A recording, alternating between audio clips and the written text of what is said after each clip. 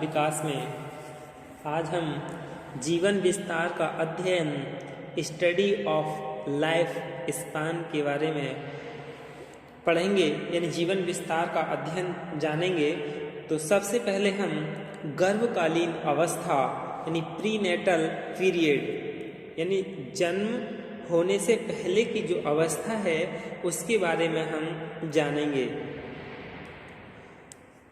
यानी गर्भधारण के तुरंत बाद शारीरिक विकास प्रारंभ हो जाता है। शुक्राणु तथा डिंब के संयोग से गर्भ स्थिति होती है। गर्भकालीन अवस्था 280 दिन की होती है। यानी कुछ जो जीव वैज्ञानिक हैं उन्होंने 24 दिन के एक मास को यानी 10 चंद्रमास माना है, तो फिर वही हो गया, यानी 24 ढाई 240 दिन। सामान्य बोलचाल में 9 महीने कहे जाते हैं। असामान्य स्थिति में गर्भकालीन अवस्था कम से कम 180 दिन तथा अधिक से अधिक 334 दिन की हो सकती है।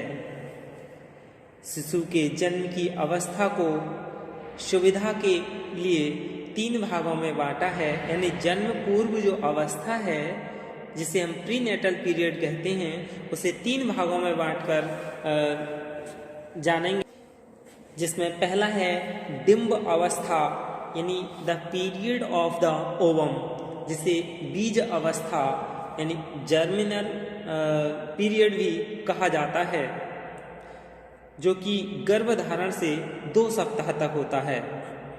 दूसरा है भ्रूण अवस्था the period of the embryo, ये 2 सप्ताह से 2 माह तक होता है।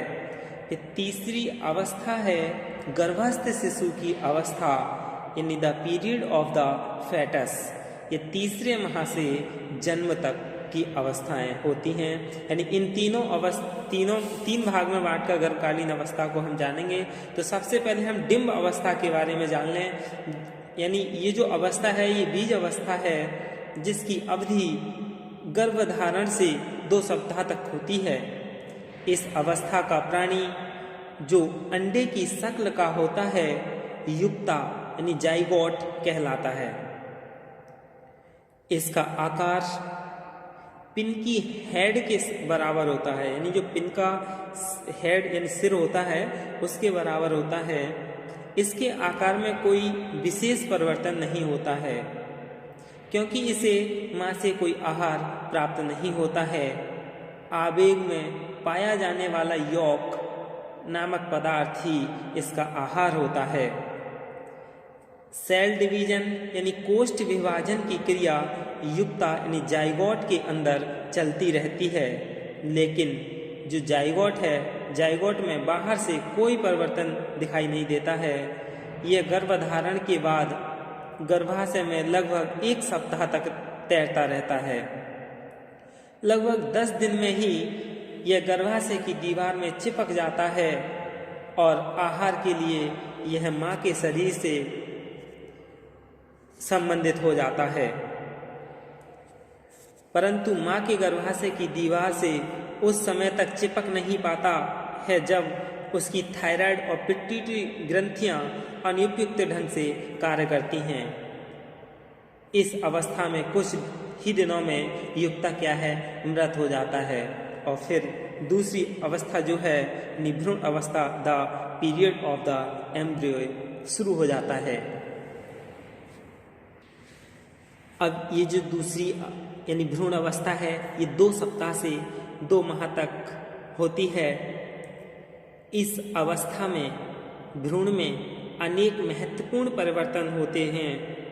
इस अवस्था के अंत तक भ्रूण की आकृति मानव की शक्ल की हो जाती है और शरीर के मुख्य अंगों का निर्माण हो जाता है। भ्रूण की संरचना को यदि देखा जाए तो इसका निर्माण 3 परतों से होता हुआ दिखाई देता है। पहली बहिर्स्थल यानी एक्टोडर्म, जिसमें क्या क्या होता है, त्वचा, दांत, नाखून और नाड़ी मंडल आदि का विकास होता है। नाड़ी मंडल में मस्तिष्क का विकास तीव्र गति से होता है। और दूसरी परत कौन सी है? मध्य स्तर, जिसे मीसोडर्म कहलाती है, जिससे त्वचा के भीतरी भाग और मांसपेशियों का निर्माण होता है।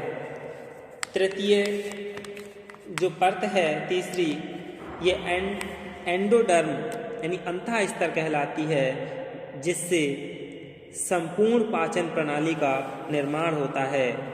फेफड़े, ग्रंथियों और लीवर यानी जो इसे यकृत कहते हैं आदि का निर्माण भी इसी परत में होता है। दूसरे महीने के अंत तक भ्रूण की लंबाई लगभग 2 इंच तक हो जाती है। इसका भार लगभग 2/3 औंस का होता है। 2/3 औंस, 1 औंस कितने के बराबर होता है? 28.35 ग्राम के बराबर होता है। इस अवस्था के भ्रूण को सरलता से पहचाना जा सकता है। शरीर के अंग और भागों का विकास काफी कुछ हो जाता है। सिर का आकार शरीर के अन्य भागों की अपेक्षा काफी बड़ा होता है। नाक में केवल एक छिद्र होता है। मुंह बिना दाढ़ी का होता है, यानी चिन्ह बिना ठोड़ी के होता है। कान और आंखें आदि का विकास प्रारंभ हो जाता है। इसके हाथ पैर बहुत दुर्बल होते हैं।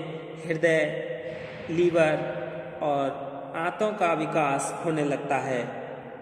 इस अवस्था में गर्भ गिरने के कई कारण हो सकते हैं, जैसे संवेगात्मक आघात यानी बहुत तेज गति से आवाज यदि कोई मां सुन ले, या मां का दुर्बल आहार, ग्रंथियां असंतुलन, ये सभी क्या है गर्भ गिरने के कारण होते हैं।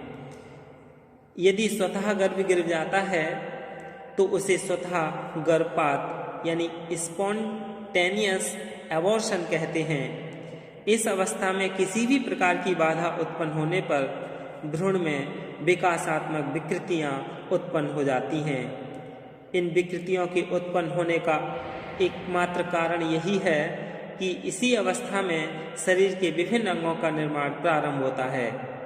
गर्भित महिलाओं को चाहिए कि वह अपने को धक्का लगने या मानसिक तनाव, दुर्बल आहार, गिरने, झटका लगने और शारीरिक दुर्बलता आदि से अपने आप को बचाए रखें।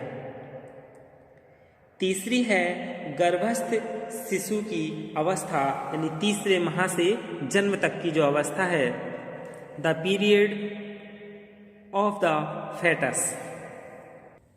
ये जो दूसरी अवस्था थी कौन सी, कितने तक? 2 माह तक थी। इसी में व्यक्ति के यौन अंगों, वहाँ जिगर, आंतों, इन सभी का विकास होता है। इसी में लड़का लड़की होने की पता चल जाती है। तीसरा है गर्भस्थ शिशु की अवस्था, यानी इसमें क्या है, ये तीसरे महीने के प्रारंभ से और जन्म लेने की अवस्था है। यह अवस्था सबसे लंबी है, क्योंकि तीसरे माह से 9 माह तक, जब तक बालक जन्म ले, 7 माह के भी जन्म ले लेते हैं असाधारण स्थिति में। इस अवस्था में शरीर के उन अंगों में वृद्धि होती है जो इससे पूर्व की अवस्था में निर्मित हुए थे। तीसरे महीने के अंत तक गर्भस्थ शिशु का भार 3/4 औंस व लंबाई 3.5 इंच होती है। 3/4 औंस यानी 1 औंस कितने के बराबर होता है? 28.35 ग्राम के। 5वें महीने के अंत तक उसका भार 9 से 10 औंस और 10 इंच तक इसकी लंबाई हो जाती है। 8वें महीने के अंत तक लंबाई 16 से 18 इंच और भार उसका 4 से 5 पाउंड हो जाता है। 1 पाउंड कितने के बराबर होता है? 453.592 ग्राम के बराबर होता है। यानी 10वें चंद्रमास जो अंत तक इसका आकार इसी प्रकार का रहता है। 6ठे से 10वें माह तक सिर की अपेक्षा शरीर का विकास बहुत तीव्र गति से होता है। त्वचा सिकुड़ी हुई होती है। इस अवधि के अंत तक त्वचा लाल हो जाती है। त्वचा पर बाल मुलायम होते हैं। 7वें से 9वें महीने के मध्य धड़ में बहुत परिवर्तन होते हैं। तीसरे महीने में पैरों की अपेक्षा हाथ अधिक लंबे होते हैं। चौथे महीने में अंगुलियों को जो पौरे यानी टॉयज होते हैं का निर्माण और विकास प्रारंभ हो जाता है। चौथे महीने के अंत तक हृदय की धड़कनें सुनी जा सकती हैं।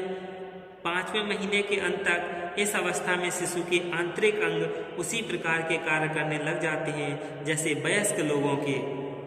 5वें महीने के अंत तक थाइमस, थायराइड और एड्रिनल ग्रंथियों में महत्वपूर्ण परिवर्तन होते हैं।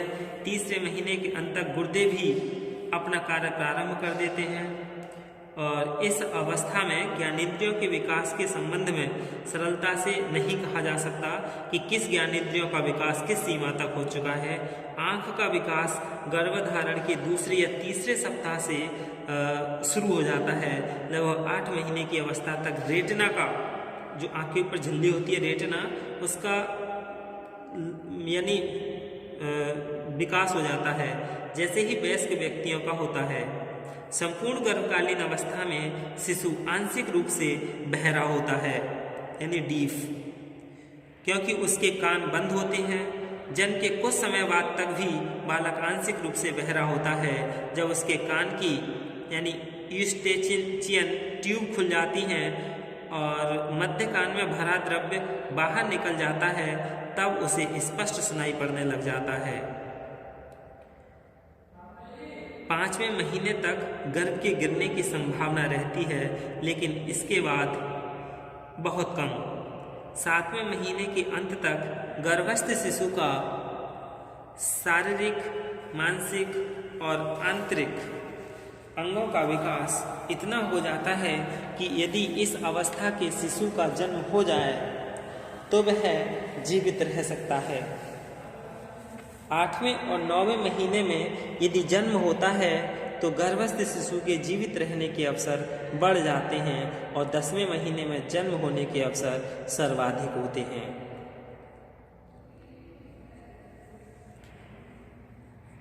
गर्म उद्दीपकों के प्रति ठंडे उद्दीपकों की अपेक्षा गर्भस्थ शिशु शीघ्र अनुक्रिया करते हैं।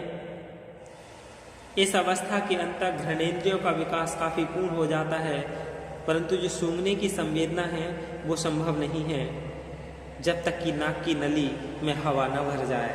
यही क्या है, गर्भस्थ यानी गर्भकालीन अवस्था है। अब हम इसके बाद जो जन्म पूर्व अवस्था को प्रभावित करने वाले कारक हैं उनके बारे में जानेंगे। धन्यवाद।